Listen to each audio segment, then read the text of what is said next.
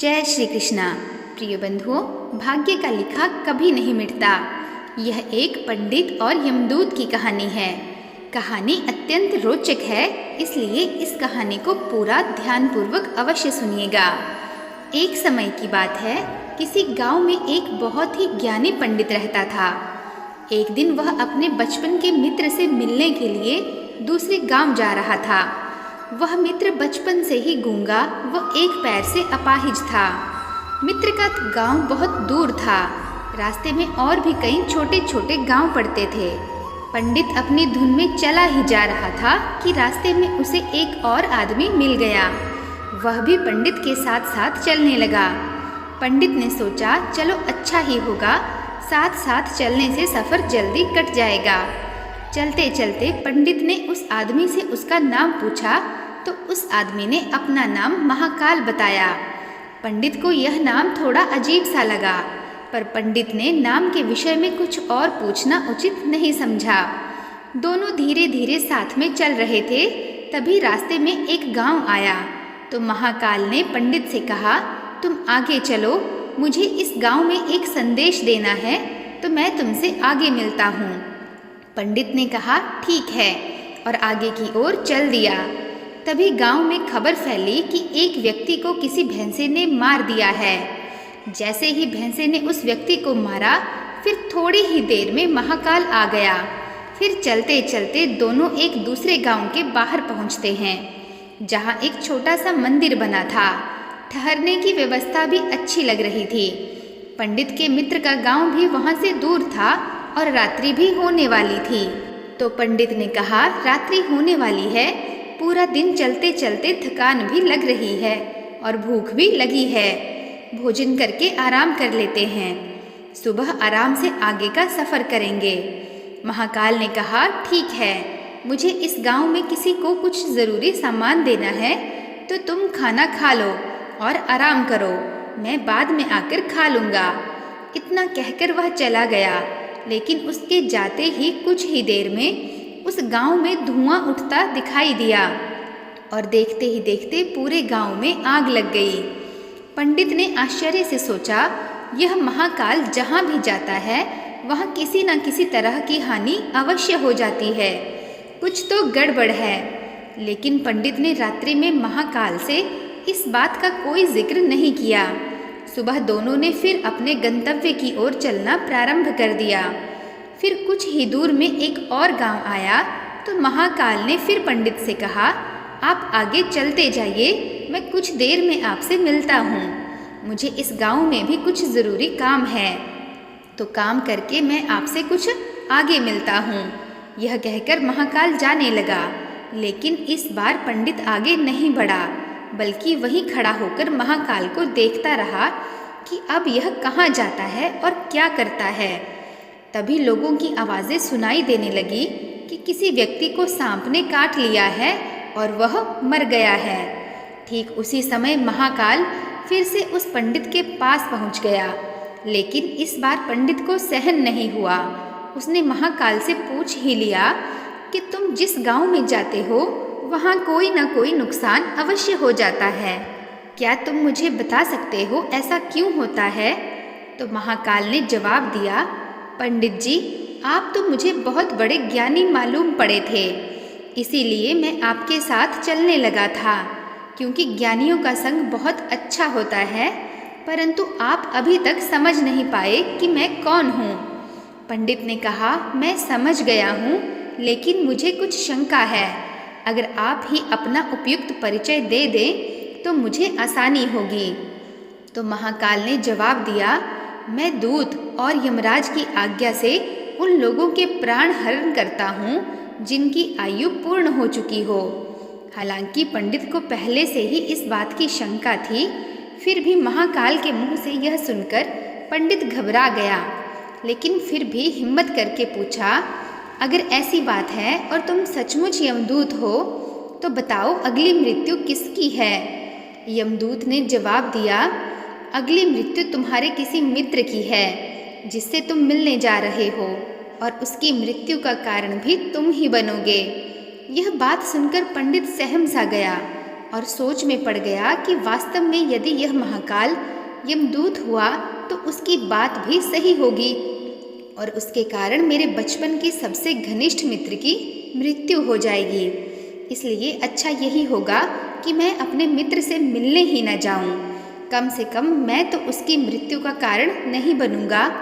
महाकाल ने कहा, तुम जो सोच रहे हो वह सब मुझे पता है, मगर तुम्हारे अपने मित्र से मिलने न जाने से नियति नहीं बदल जाएगी। तुम्हारे मित्र की मृत्यु निश्चित है और वह अगले कुछ ही क्षणों में घटित होने वाली है। महाकाल के मुंह से ऐसी बातें सुनकर पंडित को झटका सा लगा, क्योंकि महाकाल ने उसके मन की बात भी जान ली थी, जो एक साधारण व्यक्ति के लिए संभव नहीं थी। अब पंडित को विश्वास हो गया कि महाकाल सचमुच ही यमदूत है, इसलिए वह अपने मित्र के मृत्यु का कारण ना बने, इस कारण पीछे की ओर मुड़ा और अपने गांव की ओर जाने लगा। परंतु जैसे ही पंडित मुड़ा, उसका मित्र तेजी से उसकी ओर आता हुआ दिखाई दिया, जो पंडित को देखकर अत्यंत प्रसन्न दिख रहा था।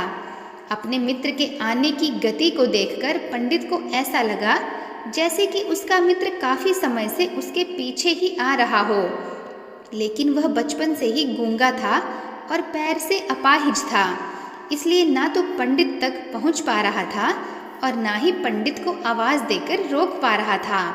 लेकिन जैसे ही वह पंडित के पास पहुंचा, अचानक से उसकी मृत्यु हो गई। पंडित हक्का बक्का होकर महाकाल की ओर देखने लगा, जैसे कि वह पूछना चाह रहा हो कि आखिर यह क्या हुआ। महाकाल ने पंडित के मन की बात समझ ली और कहा, तुम्हारा मित्र पिछले गांव से ही तुम्हारे पीछे पीछे आ रहा था, लेकिन वह अपाहिज और गूंगा होने के कारण तुम तक नहीं पहुंच सका। उसने अपनी संपूर्ण ताकत लगाकर तुम तक पहुंचने की कोशिश की, लेकिन बुढ़ापे में बचपन जैसी ताकत नहीं होती, इसलिए हृदयाघात के कारण तुम्हारे मित्र की मृत्यु हो गई।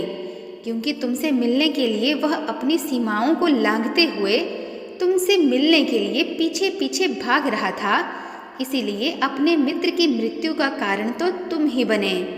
पंडित को विश्वास हो चुका था कि सचमुच में महाकाल यमदूत है और उसका कार्य जीवों के प्राण हरण करना है। पंडित एक ज्ञानी व्यक्ति था, इसलिए यह भी जानता था कि मृत्यु पर किसी का वश नहीं चलता, सभी जीवों को एक ना एक दिन तो मरना ही है। यही सोचकर उसने अपने आप को संभाल लिया। लेकिन अचानक पंडित के मन में स्वयं की मृत्यु के बारे में जानने की इच्छा हुई, इसलिए उसने महाकाल से कहा, जब मृत्यु मेरे मित्र की होनी थी तो तुम शुरू से ही मेरे साथ ही चल रहे थे।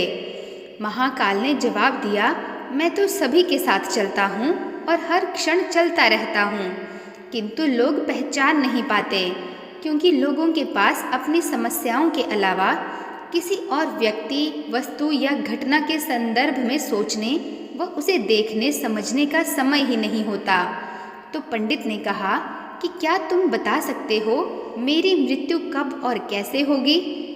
तो महाकाल ने कहा, हालांकि किसी सामान्य जीव को यह जानना उपयुक्त नहीं है, क्योंकि कोई भी जीव अपनी मृत्यु के बारे में जानकर दुखी होता है, लेकिन तुम ज्ञानी व्यक्ति प्रतीत होते हो और अपने मित्र की मृत्यु को जितने आसानी से सहन कर लिया है, उसे देखकर लगता है कि तुम अपनी मृत्यु के बारे में जानकर भी दुखी नहीं होंगे।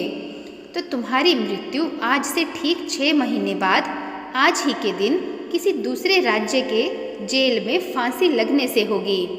और सबसे आश्चर्य की बात यह होगी कि तुम स्वयं खुशी से फांसी को स्वीकार कर लोगे।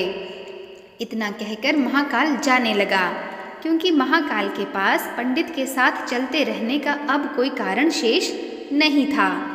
पंडित भी अपने मित्र की यथाशक्ति कर्म कांड करके अपने गांव चला गया, लेकिन कोई व्यक्ति कितना भी ज्ञानी क्यों न हो, अपनी मृत्यु के बात जानकर व्यथित तो होता ही है और मृत्यु से बचने के लिए कुछ न कुछ करता ही है।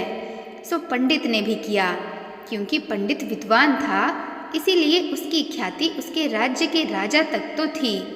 पंडित ने सोचा, राजा के पास तो कई ज्ञानी मंत्री होते हैं, तो मेरी मृत्यु से संबंधित समस्या का कोई ना कोई हल अवश्य निकाल ही लेंगे। तो पंडित यह सोचते हुए राज दरबार में पहुंचा और राजा को सारा वृतांत सुनाया। राजा ने अपने मंत्रियों को बात बताई और उनसे सलाह मांगी। अंत में सभी ने विचार विमर्श करके कहा, अगर पंडित की बात सही है तो उसकी मृत्यु भी 6 महीने के बाद ही होगी, लेकिन मृत्यु तब होगी जब वह किसी दूसरे राज्य में जाएगा। यदि वह दूसरे राज्य में जाए ही ना तो मृत्यु भी नहीं होगी। मंत्रियों की यह सलाह राजा को भी उपयुक्त लगी, तो पंडित के रहने की व्यवस्था महल में ही कर दी गई और राजा के आदेश के बिना उस पंडित से किसी को भी मिलने नहीं दिया जाता था। लेकिन पंडित कहीं भी आ जा सकता था ताकि यह न लगे कि वह राजा के कैद में है। परंतु पंडित डर के मारे स्वयं भी कहीं आता जाता नहीं था। धीरे धीरे पंडित की मृत्यु का समय समीप आने लगा और वह भी दिन आ गया जब पंडित की मृत्यु होनी थी। तो जिस दिन पंडित की मृत्यु होने वाली थी, पंडित डर के मारे उस दिन जल्दी ही सो गया ताकि जल्दी से रात बीत जाए और अगला दिन आ जाए। लेकिन पंडित को स्वयं नींद में चलने की बीमारी थी और इस बीमारी के बारे में वह स्वयं भी नहीं जानता था। अतः राजा या किसी वैद्य को इस बीमारी के बारे में बताने का तो प्रश्न ही नहीं उठता। पंडित अपनी मृत्यु को लेकर बहुत चिंतित था और नींद में चलने की बीमारी भी तभी आती है जब नींद ठीक तरह से पूरी ना हो पा रही हो। तो उसी रात पंडित को नींद में चलने का दौरा पड़ा और वह उठ गया और महल से निकलकर अस्तबल में गया। पंडित राजा का खास मेहमान था, इसलिए किसी पहरेदार ने भी नहीं रोका और ना ही किसी तरह की पूछताछ की। अस्तबल में पहुंचकर वह सबसे तेज चलने वाले घोड़े की पीठ में सवार होकर नींद में ही राज्य की सीमा के बाहर किसी दूसरे राज्य में चला गया। इतना ही नहीं, दूसरे राज्य के राजा के महल में पहुंच गया और उस महल के पहरेदार ने भी उसे नहीं रोका और ना ही कोई पूछताछ की, क्योंकि सभी लोग रात्रि के अंतिम प्रहर में होने के कारण नींद में थे। तो पंडित सीधे राजा के शयन कक्ष में पहुंच गया, जहां राजा और रानी सो रहे थे। पंडित ने भी वहीं अपनी संपूर्ण रात्रि बिताई। जब सुबह हुई तो राजा ने पंडित को रानी के पास देखा, जिससे राजा बहुत क्रोधित हुआ। पंडित को गिरफ्तार कर लिया गया। पंडित को तो कुछ समझ में ही नहीं आ रहा था कि आखिर वह दूसरे राज्य में और राजा के शयन कक्ष में कैसे पहुंच गया। लेकिन वहां यह सब सुनने वाला कौन था? राजा ने पंडित को दरबार में हाजिर करने का हुक्म दिया। उस समय बाद पंडित को दरबार में लाया गया। कुछ समय के पश्चात जब राजा ने पंडित को देखा और देखते ही राजा इतना क्रोधित हुआ कि पंडित को फांसी पर चढ़ा देने का आदेश सुना दिया। फांसी की सज़ा सुनकर पंडित डर गया। फिर भी कुछ हिम्मत कर राजा से कहा, महाराज, मैं नहीं जानता कि राजमहल में मैं कैसे पहुंचा। मैं यह भी नहीं जानता हूँ कि मैं आपके शयन कक्ष में कैसे आया और आपके राज्य के किसी पहरेदार ने रोका क्यों नहीं। लेकिन मैं इतना जानता हूँ कि आज मेरी मृत्यु होनी थी और होने भी जा रही है। राजा को यह बात थोड़ी अटपटी लगी। उसने पूछा, तुम्हें कैसे पता कि आज तुम्हारी मृत्यु होनी है? कहना क्या चाहते हो? राजा के इस सवाल के जवाब में पंडित ने पिछले 6 महीने की कहानी बता दी और कहा, महाराज, मेरा क्या, किसी भी सामान्य व्यक्ति में इतना साहस नहीं कि वह राजा के शयन कक्ष में राजा की उपस्थिति में रानी के पास जा सके। राजा को पंडित की बात में थोड़ी सत्यता दिखाई दी, परंतु उसने सोचा यह मृत्यु से बचने के लिए महाकाल और अपनी मृत्यु की भविष्यवाणी का बहाना बना रहा है। इसलिए राजा ने पंडित से कहा, यदि तुम्हारी बात सत्य है और आज तुम्हारी मृत्यु का दिन है, जैसा कि महाकाल ने तुमसे कहा था, तो तुम्हारी मृत्यु का कारण मैं नहीं बनूंगा। लेकिन अगर बात झूठी निकली तो निश्चित ही आज तुम्हारी मृत्यु का दिन ही होगा, क्योंकि पड़ोसी राज्य का राजा उसका मित्र था। उसने तुरंत सिपाहियों के हाथ दूसरे राज्य के राजा को पत्र भेजा और पंडित की बात की सत्यता का प्रमाण मांगा। शाम तक भेजे गए सैनिक लौट गए। और उन्होंने बताया कि महाराज, पंडित जो कह रहा है वह पूर्णतः सत्य है। दूसरे राज्य के राजा ने पंडित को रहने के लिए अपने ही महल में संपूर्ण व्यवस्था कर रखी थी और पिछले 6 महीने से पंडित राजा का मेहमान था। कल राजा अंतिम बार इनसे शयन कक्ष में मिले थे और इसके बाद वह इस राज्य में कैसे पहुंच गया, इसकी जानकारी किसी को भी नहीं है। इसलिए उस राज्य के राजा के अनुसार पंडित को फांसी की सजा देना उचित नहीं है। लेकिन राजा के लिए एक नई समस्या आ गई कि उसने बिना कुछ जाने ही पंडित को फांसी की सजा सुना दी थी। इसलिए अगर पंडित को फांसी ना दी जाए तो राजा के कथन का अपमान हो जाएगा, और अगर राजा के द्वारा दी गई सजा का मान रखा जाए तो पंडित की बिना वजह ही मृत्यु हो जाएगी। राजा ने अपने सभी मंत्रियों से इस बात की चर्चा की। सभी मंत्रियों ने सुझाव दिया कि महाराज, पंडित को एक कच्चे सूत से फांसी लगवा दें। इससे आपके कथन का मान भी रह जाएगा और कच्चे सूत के धागे से पंडित को भी फांसी नहीं लगेगी और उसके प्राण भी बच जाएंगे। राजा को यह सुझाव अच्छा लगा। उसने ऐसा ही आदेश सुना दिया।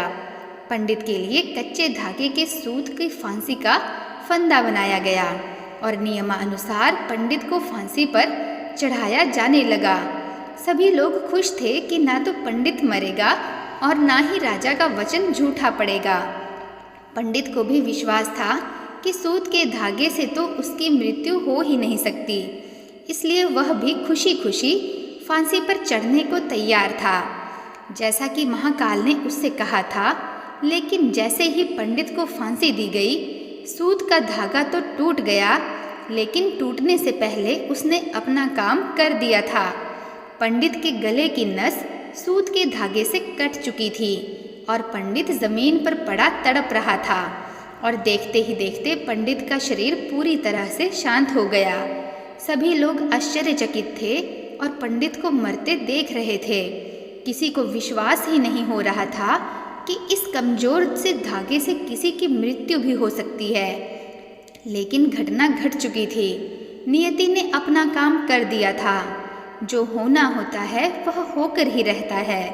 हम चाहे जितनी भी सावधानियां बरतें, जितना भी उपाय कर लें, लेकिन हर घटना और घटना का पूरा क्रम पहले से ही तय होता है, जिसे हम थोड़ा सा भी इधर उधर नहीं कर सकते। इसलिए ईश्वर ने हमें भविष्य जानने की क्षमता नहीं दी है, ताकि हम अपने जीवन को ज़्यादा बेहतर तरीके से जी सकें। और यही बात उस पंडित पर भी लागू होती है। यदि पंडित ने महाकाल से अपनी मृत्यु के बारे में ना पूछा होता तो 6 महीने राजा की कैद में रहकर डर के जीने की बजाय ज़्यादा बेहतर जीवन व्यतीत करता। तो बंधुओं, अगर आपको कहानी अच्छी लगी हो तो चैनल को लाइक, शेयर तथा सब्सक्राइब अवश्य कीजिएगा तथा कमेंट्स में हर हर महादेव अवश्य लिखिएगा। मिलते हैं नेक्स्ट वीडियो में। तब तक के लिए नमस्कार।